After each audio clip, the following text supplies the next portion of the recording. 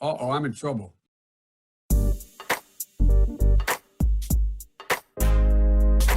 This is an island surrounded by water, big water, ocean water. Trust me, I'm like a smart person. I'm very consistent. I'm a very stable genius. I had the best words, tolerated. I know words. Mike Pounds. I hope they now go and take a look at the oranges of the investigation. But there's no better word than stupid. Anonymous, really anonymous. I'm very highly educated. One of the wettest we've ever seen from the standpoint of water. I had the best words. God bless the United States.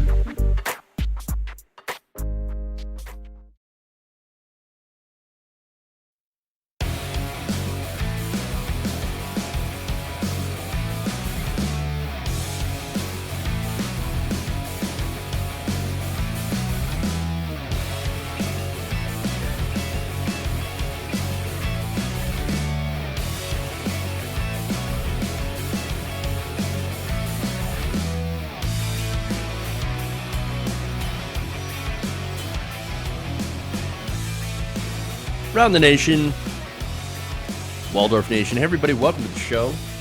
Got a good one today for you guys and gals today. We got Donald Trump threatening us with a terrible time at one of his rallies. We'll have a little fun with that. We've got Rudy Giuliani, of course, telling very false things about coronavirus. We've got women that are rejecting Donald Trump in a very important state. So we'll talk about that. We got California Republicans trying to do election fraud or voter fraud. Joe Biden on the Supreme Court. Not like him on the Supreme Court, but he's going to talk about it, whether or not we should pack the courts, or whether or not he will pack the courts. And if we've got a little time, maybe we'll talk about Donald Trump's Superman movement, which is always fun. All right. When is Trump not doing that, saying stupid and ridiculous things? This is true. Or threatening us with, no, you'll see. You'll see. This is fun. All right, anyway. So earlier today, there's the nomination, of course, hearings for Amy Coney Barrett. I haven't exactly been covering them because, honestly, my whole opinion on that thing is it shouldn't happen. We should not be having hearings because where was Merrick Garland's hearing? I say that if they want to have hearings on Amy Coney Barrett, then maybe you should go back and bring up Merrick Garland, give him a hearing, have a confirmation vote on him, and then give Amy Coney Barrett a chance. I'm just saying. That's a stolen seat. And if they take RBG's seat, which they most certainly are trying to do, that is also a stolen seat. So, yeah. All right, anyway. And before we get into the show proper, that would never happen, S. Bloom. You're absolutely correct. So this is why the Democrats need to block the shit out of these confirmation hearings.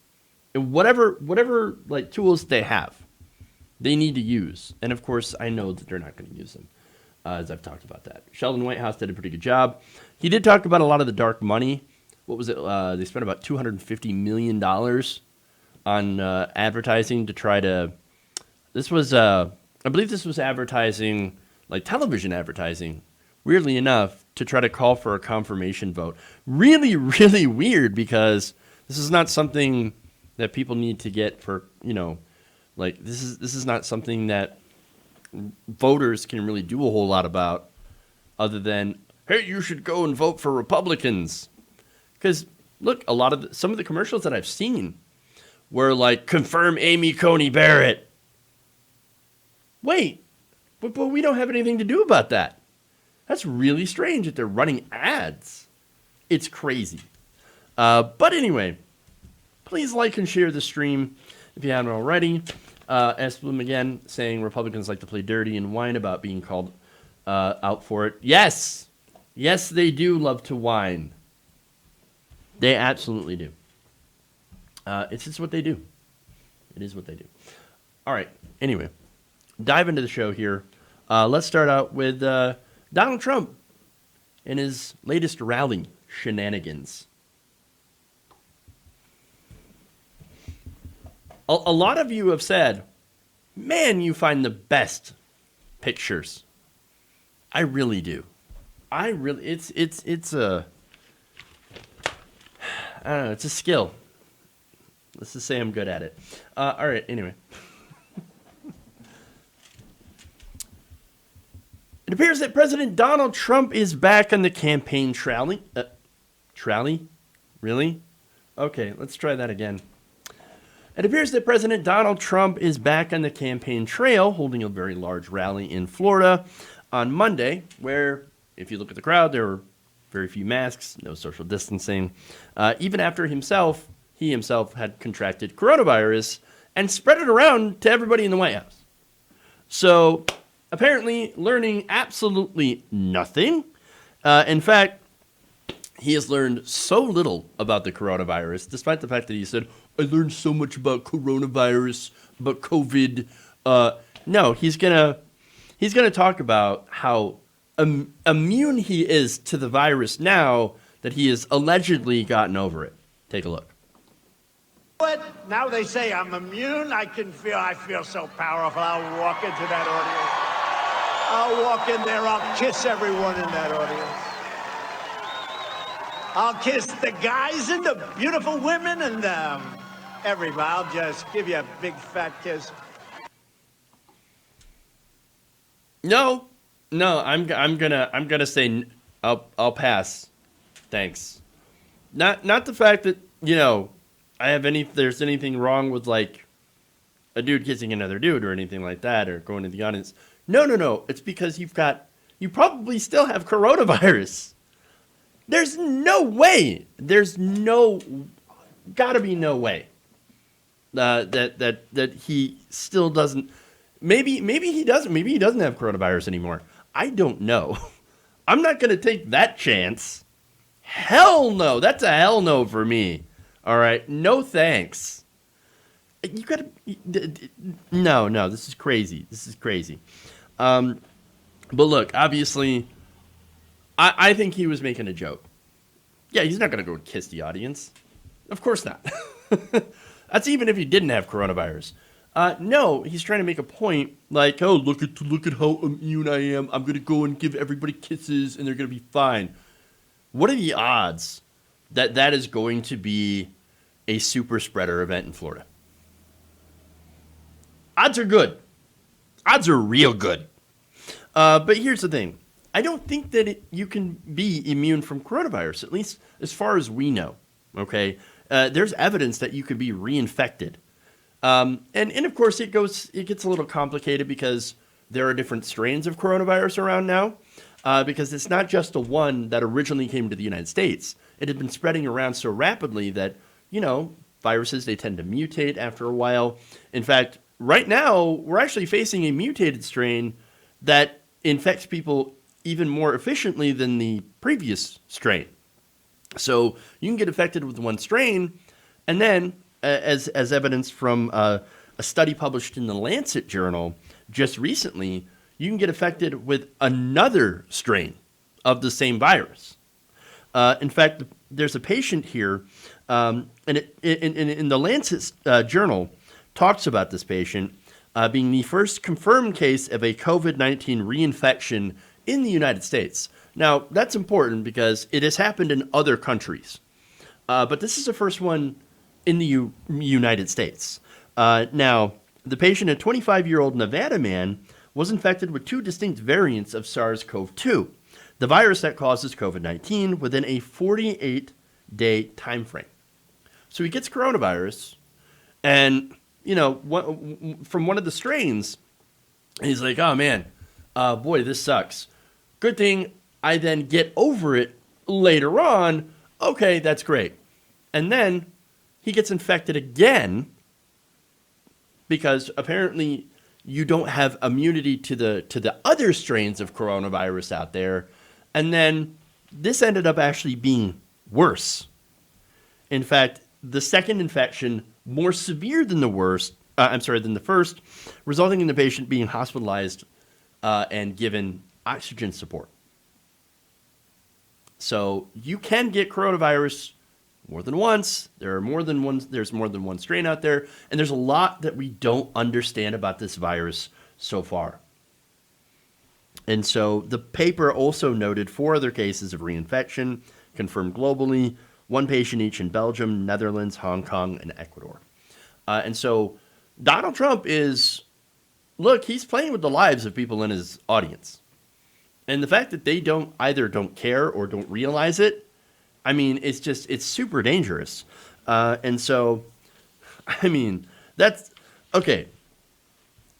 Now, look, let's just say that you might want to be a little bit more careful and not be like this guy, the governor of Florida. Remember me.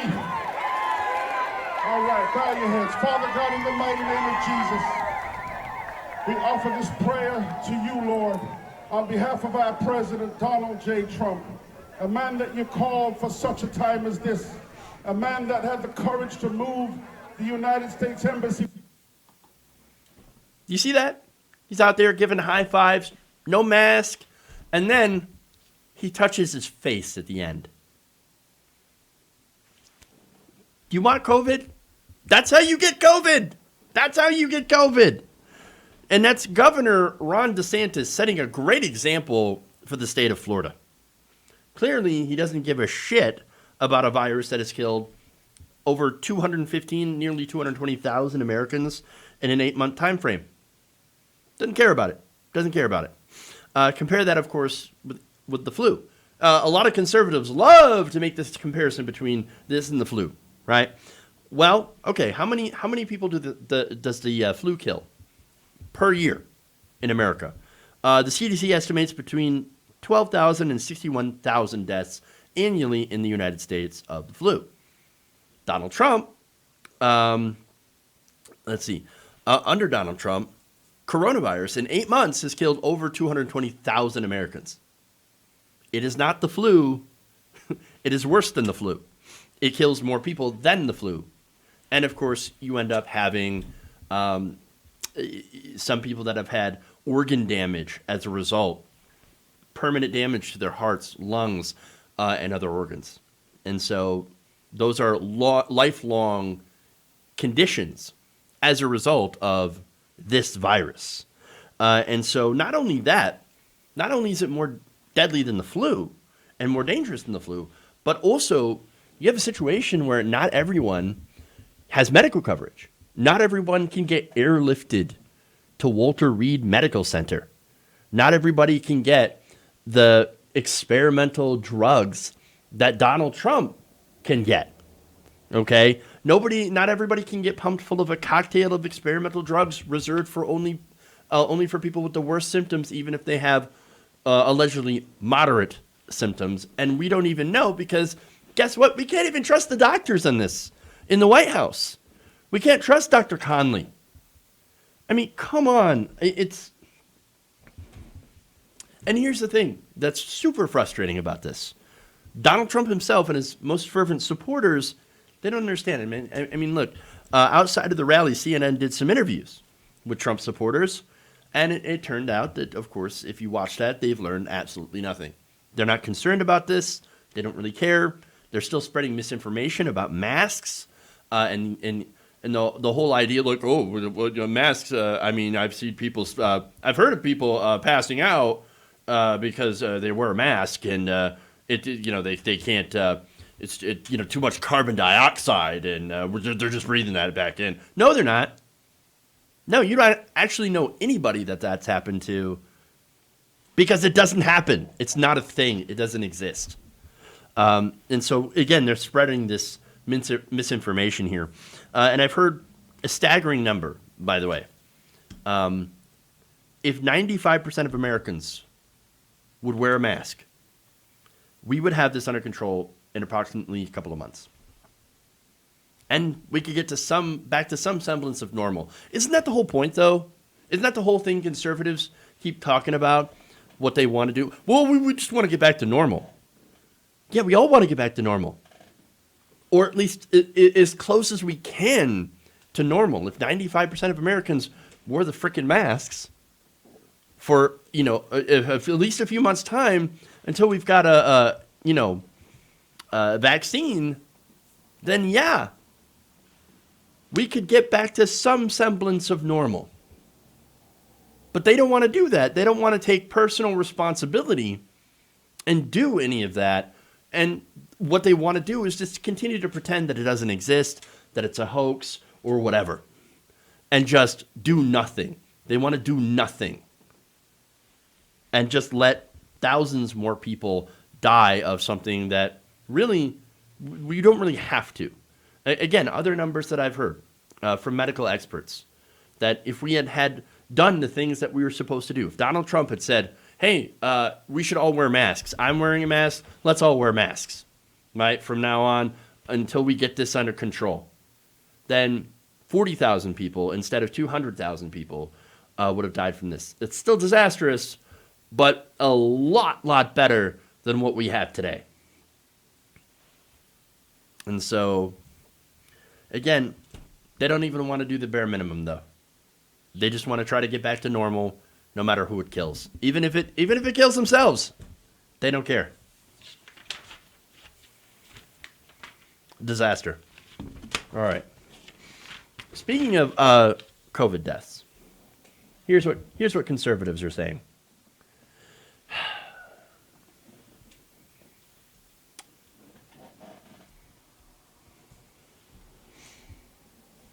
Oh, let me search that out.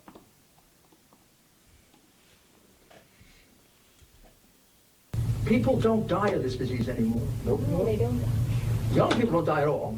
Right. Middle-aged people die very little. And even elderly people have only a 1% chance to die. That was Trump's personal attorney, Rudy Giuliani, telling Americans, don't worry about coronavirus. Nobody dies from that. It doesn't kill anybody anymore. No, everything's fine. Now, look, here's the thing. The death rate is a little bit less than it was before because we have a little bit more understanding of the virus and we can treat it a little bit better. But let's not delude ourselves. People are still dying from this virus needlessly because there are millions of Americans that have decided we're not going to wear masks. We're not going to do anything, when it comes to protecting ourselves and each other from the virus. No, in fact, we're just going to get back to normal and do, demand that we go all into the Applebee's and into the movie theaters and all this stuff. And, let's just do that and we'll see what happens.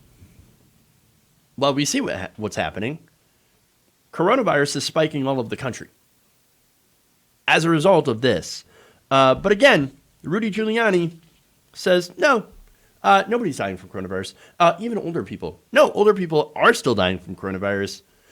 In fact, look, just a couple of months ago, Herman Cain, like a high-profile Republican, died from coronavirus. Look, we've got 750 to 1,000 people a day that are still dying from coronavirus. The death toll is up to 220,000, and there's a good chance that it's being undercounted. But no one's dying. No one's dying from this. Don't believe your lying eyes. No. Democrats, they're just trying to scare you. That's what it is. And that's what Rudy Giuliani goes on to say. No, it's just a Democrat plot. They just want to scare you so that you will vote out Donald Trump. It's pretty ballsy to say for a campaign that is run on basically nothing but fear. I mean, it's constant. The fear-mongering. I mean, whether it's fear-mongering about Joe Biden or Antifa or immigration or illegal immigrants or socialism, they've been running on that for a long, long time. It's consistent. Fear. Nothing but fear. They're coming to get you. They're coming to get your jobs. I mean, look, I don't know if you know who Tim Pool is. It's just apparently this guy is an alleged liberal. comes out and says, no, if Joe Biden gets elected, they're going to come for you. They're going to come for your job. They're going to come for your family. They're going to, they're going to make these insane definitions of whatever. Pronouns. You're scared of pronouns. I mean, it's ridiculous. But again, that's all they have. Fear, fear, fear, fear, fear, fear, fear. Please be afraid, so that you could vote for Donald Trump. It's absolutely ridiculous. That said, do the Democrats do fear-monger about Donald Trump a little bit? Yeah. But I think some of that's pretty justified, considering the state of the country right now. That said, do I believe people like Nancy Pelosi? No. No, Nancy Pelosi fundraises off Donald Trump. And so when she fear-mongers, it's not exactly coming from a place of legitimacy. But when it comes to progressives and what we're concerned about with creeping fascism and authoritarianism and, basically the president signaling his support for white supremacists and domestic terrorist groups, then yeah, that's a big problem. When we are justified when we talk about how there is fear of that. And we also have the fear of, for example, Donald Trump using some of the stuff that was left over from the Obama administration, enhanced spying, kill lists, drone strikes, which he's used to devastating effect in the Middle East. Yeah, we are afraid of that stuff. And if we allow Donald Trump to have 4 more years in power, I mean, that's just allowing him to continue to use and abuse those things against us. And that's the issue. That's the problem. And so we are justified when we talk about some of that fear. But Republicans, again, I mean, you want to talk about fear-mongering. I mean, you've had Fox News every time there's a midterm election. You guys remember the midterms of 2018. Suddenly there were those immigrant caravans. The caravans, they're coming. Look at the caravans. All these undocumented immigrants. Here they come. Those caravans. Fox News would talk about that endlessly. Tucker Carlson talked about that endlessly. Wouldn't stop. The caravans are coming. And there would be, a couple hundred people crossing the border. A lot of them were refugees from some Central American countries that are racked with poverty and conflict and gang violence. These are the people that are trying to get away from those situations. They're not the gang members themselves. No, they're trying to get away from the gangs. But again, constant fear-mongering and consistent lies. And so the point is, conservatives run on fear all the time. It's because their voters are some of the most fearful people in the country. They're constantly using fear to stir up their voters, to turn them out. And yet, of course, when there's something you should actually be concerned about, worried about, for example, the pandemic. And here's the other thing. Republicans, they always say, oh, you can't be so afraid of the virus. You can't let that fear run your life. It's not being afraid. It's about being cautious and concerned about your fellow human being as well as your own health. We live in a country that doesn't guarantee health care. It's pretty stupid to go out and expose yourself to a virus, which may or may not put you in the hospital and leave you on the hook for tens of thousands of dollars worth of bills. That's not worth it. And so it's not really fear, it's a concern, and it's also called not being stupid. And what Trump supporters are doing is being stupid when it comes to the virus and not actually doing the bare minimum. Putting a piece of cloth on your face to them is scarier than anything else, apparently. And I don't quite understand. And not only that, but they should also be worried about climate breakdown, which it is, going to affect all of us in this country. We're seeing, increased storm activity, stronger storms, as they point out. Just environmental catastrophe and breakdown, which has an effect, again, on, not only the environment, but the economy as well. And so, no, they're not worried about that, though. But you bring up, the non-existent satanic pedophile rings, and they are all over it, man. But when we talk about actual human trafficking, when we talk about people, for example, you've got this doctor working for ICE that is doing, forced hysterectomies to immigrant women. Silence. When there's actual sex trafficking or sexual assault going on in these, these detention centers for young people, young women, even children being molested, assaulted, they say nothing. They say nothing. They're not worried about that at all. So they're always worried about all the fake stuff. And that's, again, the problem with conservatives is that they're always ginned up to fear things that they shouldn't. And they're not afraid of things that they probably should be, or not even concerned. It's all about fake news. All right. Oh. Let's move on.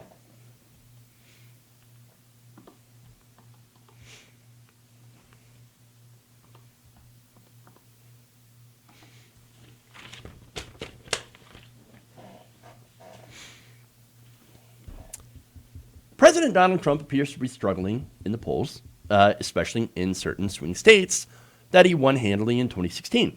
One of those states happens to be Pennsylvania, where his polling is down quite a bit compared to Joe Biden, and part of it seems to be a result of losing white women. So now CNN decided to speak to some of these women who had voted for Donald Trump to hear what they had to say and whether or not they would be turning on Donald Trump. Let's take a look. What do you feel today about your vote 4 years ago? I can tell you how I felt 4 years ago. Shame. Do you regret your vote? Where we are today, yes, I do. I don't think this is the great again that everyone thought it was going to be. So Holly is voting for Joe Biden, and so is Nin Bell. What drew you to Donald Trump? Why did you vote for Donald Trump, Nin? For his celebrity, 100%. It was the brand? It was. The It image? was. Absolutely. Successful, funny. Like, he was funny. I loved his show, The Celebrity Apprentice. Never missed it. Was there a moment when you decided, I cannot support him anymore? It was almost instantly. Joan Smeltzer and Julie Brady are registered Democrats, and both voted for Trump in 2016. I feel like I've been duped. I got it wrong, and it hurts my heart. I mean, it truly hurts my heart because the things that I saw I didn't take seriously enough.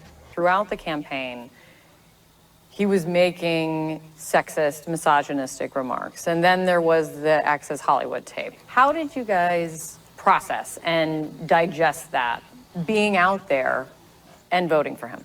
It was not easy. I look at myself and I think, how could I do that? I feel like I did a disservice to women by voting for this guy. Yep. Not only just a disservice to women, but disservice to a lot of people. A lot of people. So when they say, you should be, I should be ashamed of my vote, or I'm ashamed of my vote, you absolutely should be. There's no reason why anyone should have voted for Donald Trump. I get that Hillary Clinton was an absolute effing disaster. She's literally the worst candidate that the Democrats could have put up at the worst time. That said, why would any person with a thought in their head even consider voting for Donald Trump? That's especially a woman. That's ridiculous. But as some of them mentioned, one of them was, of course, duped by the celebrity, right? I mean, that's one reason. Oh yeah, it's The Apprentice.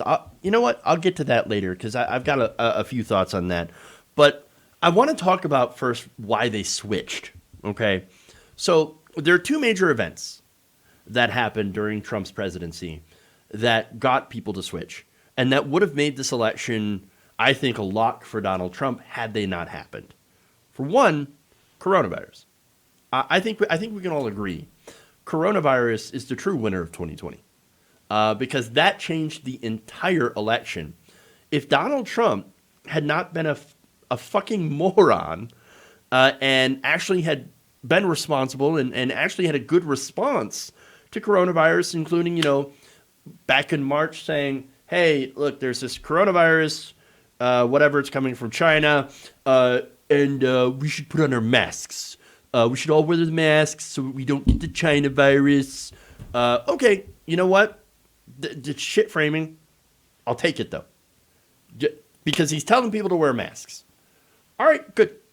We would have had this under control. 40,000 people, it's estimated, would have still died as a result of the virus because we don't have a vaccine, because it is an incredibly, dangerous virus, of course, but it spreads very, very fast. All right, look, 40,000, bad. 200,000, worse.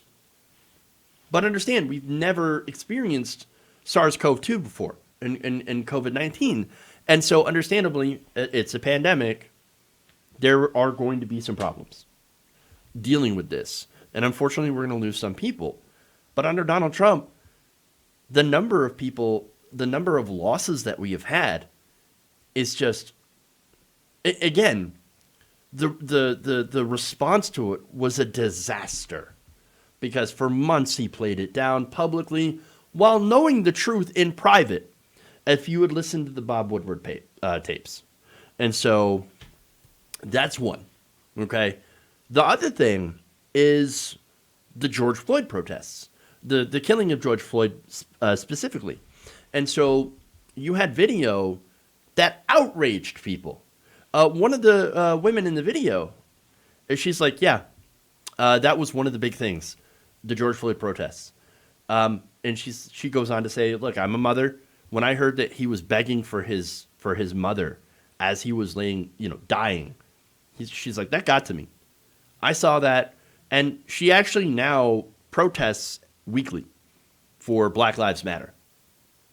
That's a remarkable turnaround from going from voting for Donald Trump and then going to, I'm a Black Lives Matter protester.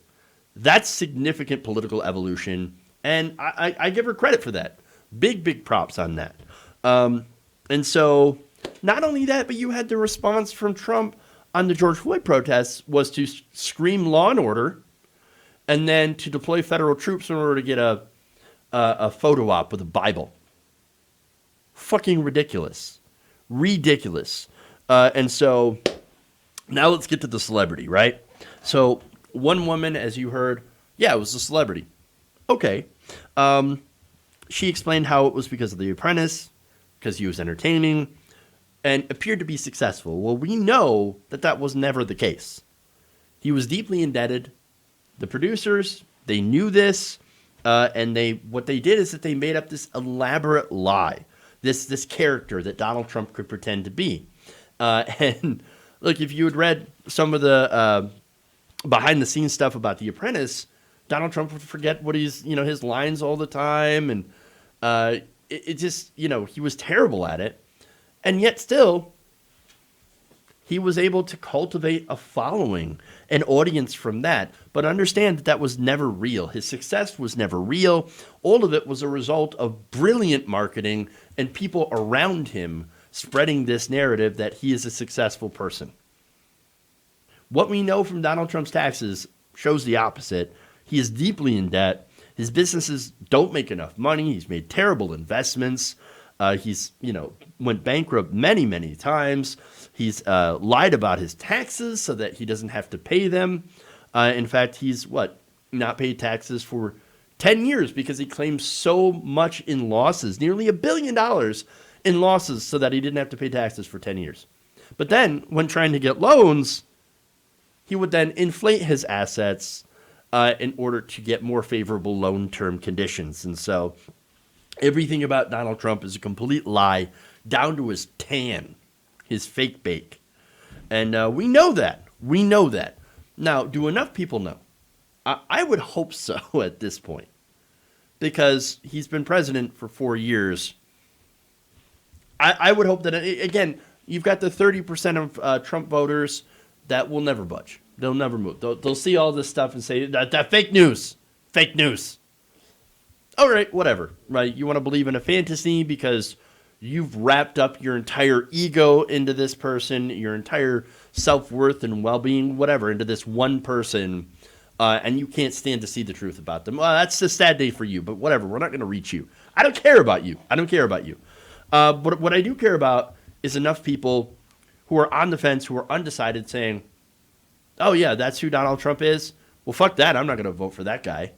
No, I'm going to go and, I mean, even if I fucking have to vote for Joe Biden, which sucks, that's what I'm going to do because I got to get rid of this guy because he's an absolute disaster and he's a lie. And I hope enough of these women in Pennsylvania, which is a very important state,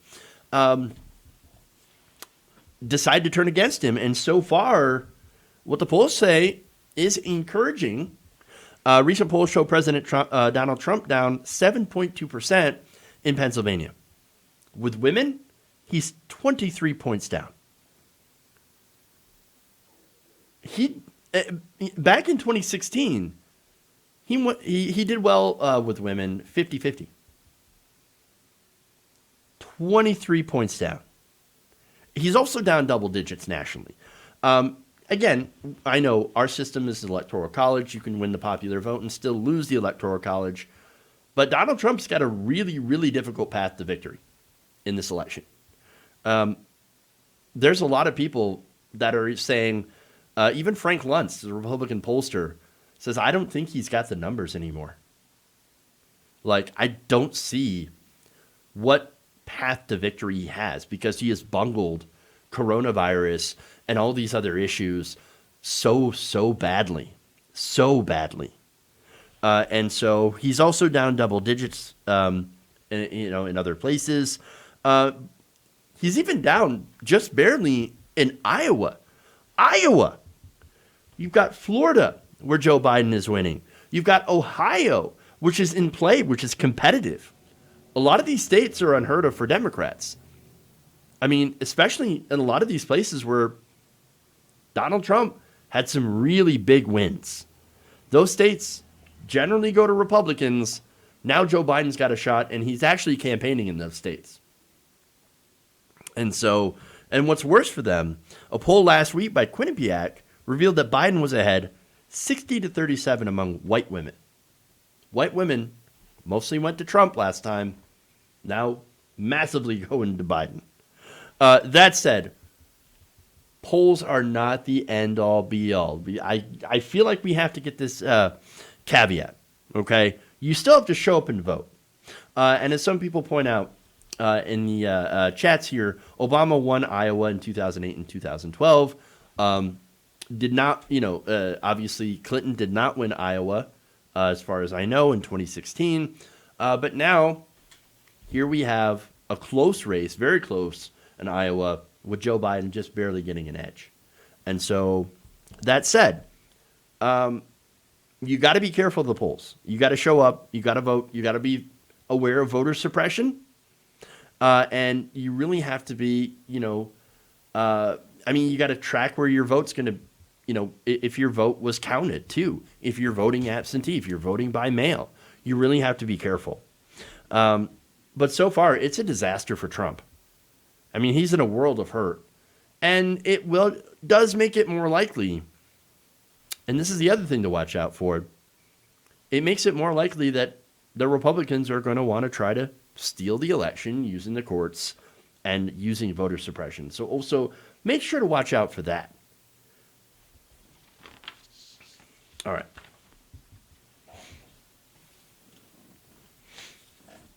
Moving on here.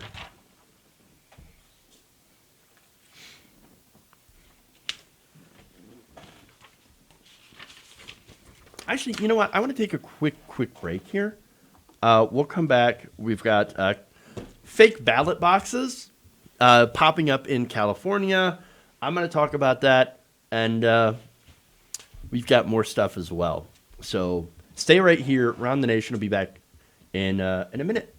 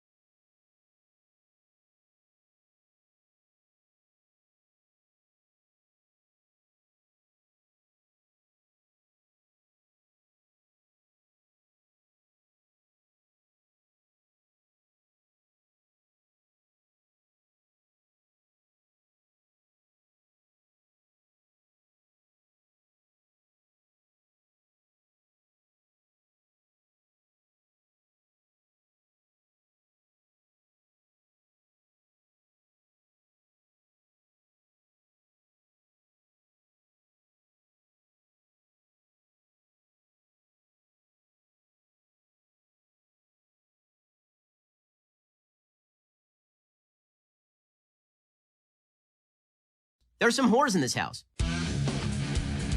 Wet ass P-word. I like my meat tight. Tighten up my meat.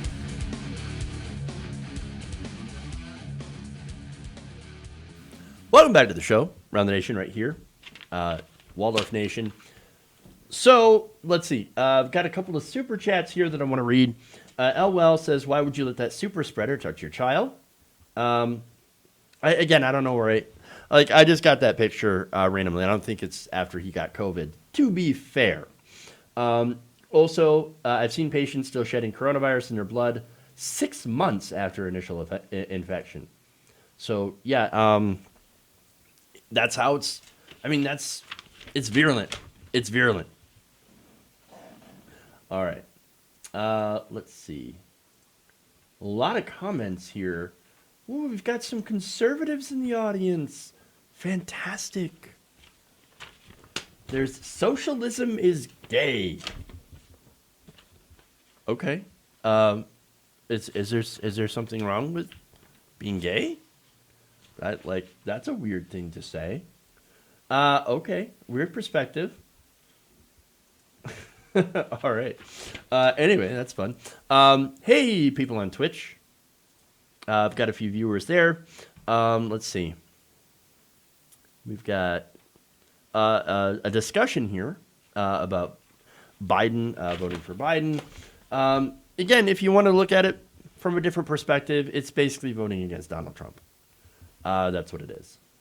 And really, it's kind of a vote against coronavirus in that. So there's that. Okay. Void Queen says, socialism is super gay, and I'm super into it. Yes! That's a great comment. I love it. All right. Let's see. Oh, Manuel Fernandez, thank you for the super chat as well. Let's see. Let's go over to Facebook here. Robin Ann Little says, doctors and nurses wear 12-hour masks for 12-hour shifts. They're not passing out because, that's a mosquito here. Got the window open. Doctors and nurses wear masks 12-hour shifts. They're not passing out because of wearing a mask. Boom. Yes. Absolutely. All right. So thank you for the comments here across the different platforms. Yes Star says vote against the more evil one on Facebook. I'm sorry, on Twitch. Sorry. How do we convince someone to vote against the more evil person? I don't know. I haven't figured it out. I know vote shaming doesn't really do a whole lot. That's why I don't really partake into that because there's no effect. It's not effective.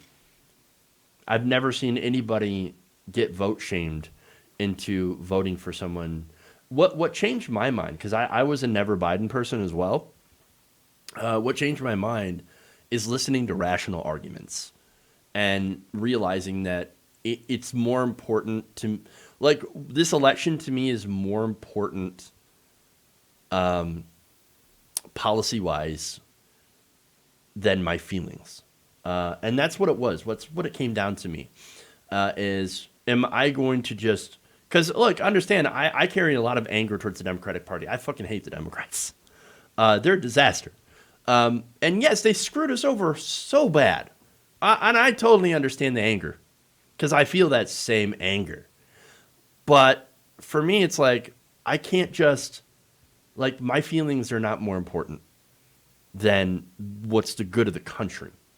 And Donald Trump is more of a harm to the country, in my opinion, and from what we've seen policy-wise, than Biden. And even though that Biden is going to continue some of the stuff that is negative, he's not going to do as much harm that I can see from a policy perspective than Donald Trump is doing.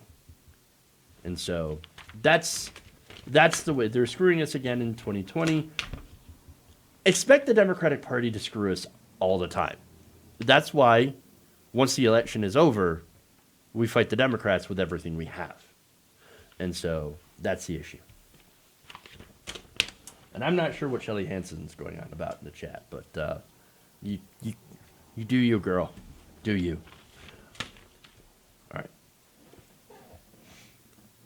Let's move on. Got a couple stories. What if the Never Biden crowd is doing it to just complain and get attention?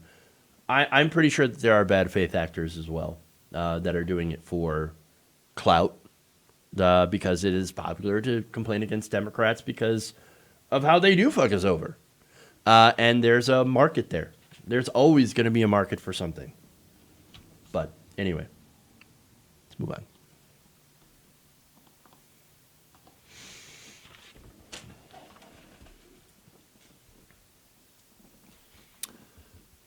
Whoops. Wrong button. All right. California Republicans have been caught installing fake ballot drop-off boxes, according to numerous reports. So now the New York Times talked about this, and they reported that the California Republican Party has admitted of placing more than 50 deceptively labeled official drop boxes for mail-in ballots in L.A., Fresno, and Orange counties, an action that state officials say is illegal and could constitute voter fraud. Look at that. Republicans, so desperate to prove that voter fraud exists that they are willing to go out and do it themselves. Voter fraud. Voter fraud exists. Where's your proof? We're going to do it. Watch us. Hold our beer. Wait, that doesn't count because it's ridiculous. It's ridiculous. Okay. So more information according to the New York Times.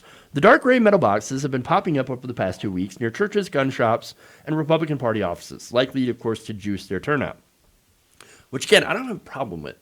I don't have a problem with Republicans trying to make voting easier in order to juice their own turnout. That's fine. That's fine. The way they went about this, though, is running afoul of election law. And now there's a discussion, there's a debate in California saying, where Republicans are saying, hey, look, you're allowing us to do voter harvesting, and you're not fighting against voter harvesting, so we're just going to do it in the most transparently evil way that we can. Wow. What's exactly the point here? So now, these have been popping up, as I said, in conservative areas, affixed with a white paper label, identifying them either as an official ballot drop-off box or a ballot drop-off box. So if they're saying that it's official, well, that's a lie. It's not an official box. Why would you label it official if it's not? Why wouldn't you say, hey, by depositing your ballot into this box, you give the Republican Party of California permission under the ballot harvesting law to turn in your ballot. That would be honest, and that wouldn't run afoul of, from what I understand, California's laws on ballot harvesting. Instead, they're disguising this as official ballot boxes. So you're going to confuse people. And so the Times continues by saying that to the average voter, these are virtually indistinguishable from drop-off sites sanctioned by the state, which are governed by strict regulations intended to prevent partisan manipulation of ballots. Weird. I keep hearing from conservatives that it's the Democrats that are encouraging voter fraud. And they're allowing it to run rampant, but yet in a Democratic state like California, where, yes, they're allowing ballot harvesting, I should say, which is a completely legal and good practice, I believe. But, they're passing these rules and these regulations to ensure that people are not getting, paid privately to harvest these ballots and then to, dispose of them or drop them off. No, there's particular rules, there's regulations to make sure that all of these votes, Republicans and Democrats, are, counted, to make sure that they're all counted. It's almost as if, we care about democracy, whereas a lot of conservatives don't seem to. It's really strange. So naturally, of course, when they found out that Republicans were putting up these fake ballot boxes, well, they got in a little bit of trouble. People got concerned because what about voter fraud, right? Well, on Monday, California's Secretary of State, Alex Padilla, and Attorney General Xavier Becerra sent a cease and desist letter to the state and county level Republican parties, ordering them to remove these boxes. They also urged voters who might have unknowingly dropped off their ballots to sign up for the state's voter tracking website to ensure their vote doesn't get thrown away. And again, that is the main concern here, is that Republicans will engage in voter fraud, in purging votes, in getting rid of these votes. Will that happen necessarily? I don't know. But making sure that these votes get to official ballot boxes ensures that that won't happen. Mr. Padilla said in a conference call with reporters that misleading voters is wrong regardless of who's doing it, saying that the boxes are not permitted by state law. Becerra called the boxes fake, adding that it was illegal to tamper with a citizen's vote.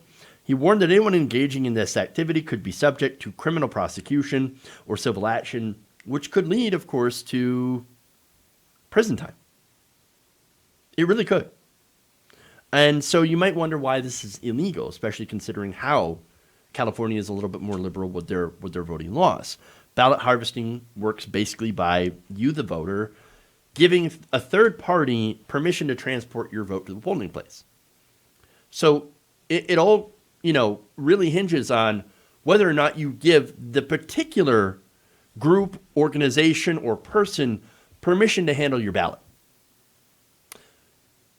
If there's a box that purports to be an official, ballot box, drop-off site, and it's not, then you don't know who you're giving permission to. And that is against the law. You have to give that person or group permission. Sometimes some states have it in writing. California actually removed that requirement. And so now there's also official designees of who can pick up these ballots and transport them to the polling places. For example, the post office, they're official. You also have the state official ballot boxes operated by the registrar. And so you can also sign the envelope explicitly saying, I give the Republican Party of California, even though you don't have to have that requirement in California, you can still basically say, I give this, the Republican Party of California permission.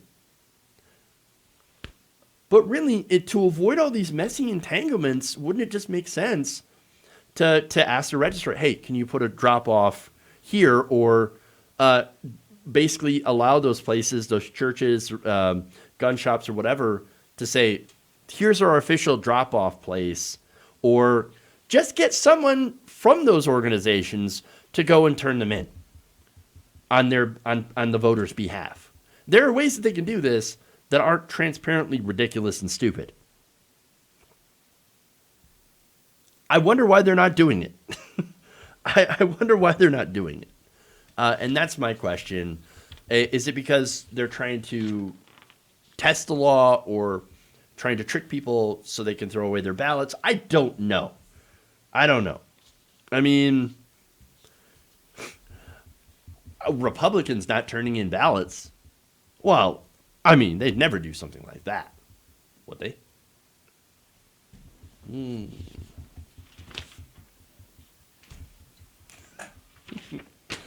All right.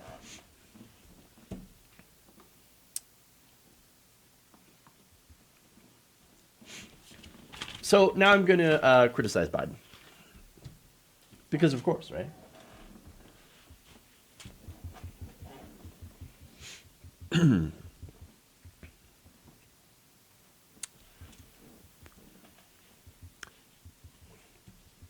Democratic nominee Joe Biden is not a fan of packing the court. So now this happened after, this revelation, I should say, happened after weeks of questions about whether or not he would support packing the courts if Republicans are able to get Amy Coney Barrett pushed through the nomination process.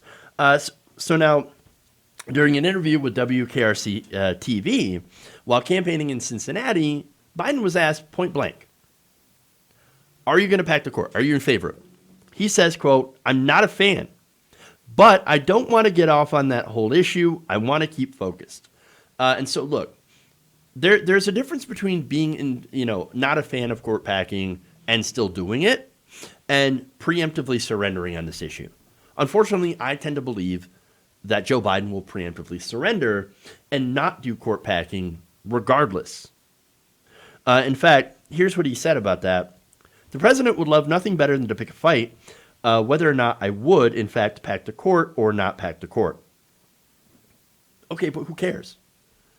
I know you're in an election, but maybe, I don't know, maybe if you said, yeah, if you push through Amy Coney Barrett, then I will absolutely pack the court. Because you already have one stolen seat, and now, I mean, if you're going to try and steal another one, steal RBG's seat, then you goddamn right I'm going to pack the courts. What now? What now? But again, here's the thing. You're going to have Joe Biden who's saying, I can't do it because, well, that would be very mean to Republicans, and I want to get along with the Republicans. Why do you want to get along with the Republicans? They're not good faith actors. And that's the problem, okay? And look, you don't have to fight about it. Just say, if you're going to do this, if you're going to push Amy Coney Barrett, then, yeah, we're going to fight back. If you want to avoid that, well, then wait for the election. I mean, what did McConnell and all the Republicans say back in 2016? Wait for the people to decide, right? Well, they're not going to do that. Again, all the way back in 2019, said he would not get into court packing if he were elected. That's what Biden said. And he lays out this scenario and this reason why, which, look, would kind of make a little bit of sense if you assume that Republicans were good faith actors and wouldn't do the same thing. He said Democrats would add 3 justices. Next time around, we lose control. Republicans add 3 justices. We begin to lose any credibility. The court has it all. Begin to lose credibility. The court has already lost it. Again, we've got Brett Kavanaugh, Neil Gorsuch, Clarence Thomas. We have these incredibly partisan justices. Thomas and Kavanaugh, for example, are the most conservative justices. And now you add in Amy Coney Barrett, who will most likely rule against the ACA, not because they find something objectionable in it constitutionally, but because Donald Trump appointed her to destroy the ACA. You also have possible ruling against Roe v. Wade, and maybe even allow Trump to throw out mail-in ballots. We don't know, but we know that these are definitely possible, and that we don't believe that Amy Coney Barrett would recuse herself or try to be neutral in this, especially when she's had opinions before on these very subjects. But again, Joe Biden, he's not interested in doing anything about this, undoing the appointment of Neil Gorsuch, for example. Now, Gorsuch's appointment to the Supreme Court should have never happened because Merrick Garland was the nominee from Obama that never got a hearing in a year. He just never got a hearing. And Republicans said, we don't care. We're not going to allow you to get a Supreme Court justice. And by the way, if Hillary Clinton wins, we're also not going to allow you to appoint a Supreme Court justice. We're going to block it through her entire term. So understand, these people are not good faith actors. And yet, Joe Biden is going to say, well, I'm not going to get into it. Look, if you ask me, I do believe Trump had one legitimate pick. That's when Brett Kavanaugh was appointed to replace John Kennedy. Or Anthony Kennedy, sorry. Anthony Kennedy, he stepped down. He retired. And yes, there was a little bit of shady stuff behind the scenes. But he had the right to step down. And Donald Trump had the right to appoint his replacement. Because it happened during his term. All right, that's fine. He totally gets that one. Gorsuch's seat, stolen. 100%. And now, Barrett, also, it's going to be a stolen seat. Why? Because they're trying to shove her through during an election year hypocritically. And so if they do, here's what I would do. If they get Amy Coney Barrett and Joe Biden actually does win the election, which he's possibly likely to do, then you appoint 2 justices to make up for those seats that were stolen. Then you end up having 11 justices. Fair is fair. It ain't pretty. I get it. It's not pretty. But at the same time, fair is fair. But aside from packing, we really should look into term limits for all justices. Look, we wouldn't even be in this position had RBG not stepped down after she had cancer for the 3rd time. Look, I like RBG. I think she's had some good decisions. She's also had some mixed decisions. But overall, a fairly decent justice. She still probably should have stepped down and allowed Obama to appoint someone else. Assuming, of course, the Republicans would allow it to happen. Prior to 2014, he would have been able to do so. Because that's when Democrats had control of the Senate. And so, yes, I think she should have stepped down, or she should have been term limited out. Because, look, here's the thing. There's an issue with this lifetime appointments leading to people like RBG and Scalia dying on the bench. And then the court gets thrown into chaos, absolute chaos. So there needs to be some reform on that. And the fact that Biden won't consider either of those things and will allow this to happen shows how out of touch and actually pretty how naive he is when it comes to working with Republicans. He's one of the guys who believes that Mitch McConnell and Republicans are acting in good faith. When you look at them, I mean, you know that it's all about their power. Power is power. And the Republicans, especially Mitch McConnell, knows that fact and is not afraid to use his power to give himself and his party an advantage. Maybe we should actually consider doing the same. All right. That's it. That's all I got for you guys today. Thank you for going around the nation with me today. Let's see. They need a 12-year term limit. Yeah, definitely some sort of term limit. I don't know, how long the term should be, but we need to have some sort of reform because there's a lot of, there's a lot of things that we should be doing that should change, and basically that's it. Biden's a Republican. I don't agree that he's a conservative Democrat for sure. But I don't really want to go to labels because it doesn't really make it a whole lot of sense. But all right. Yeah, I don't have time. I've got a meeting here pretty soon, so I got to get going.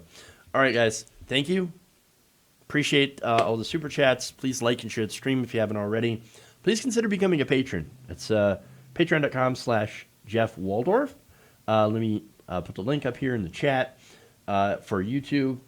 I'm going to work on doing stuff for Twitch as well, and on Facebook too. There's a lot of stuff, and just me. So operating everything. All right, everybody. Have a good night. Stay safe, and remember, change begins with you. Good night, nation. See you later.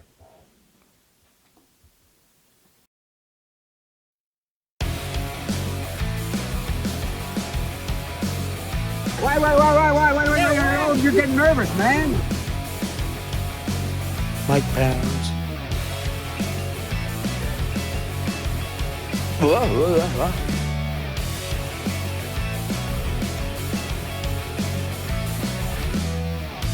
See you some nights. Wet ass P-word.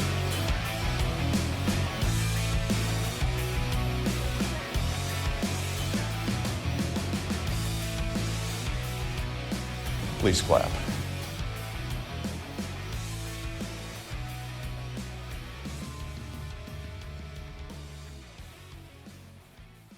You're kicking me out the door. You're kicking me out the door.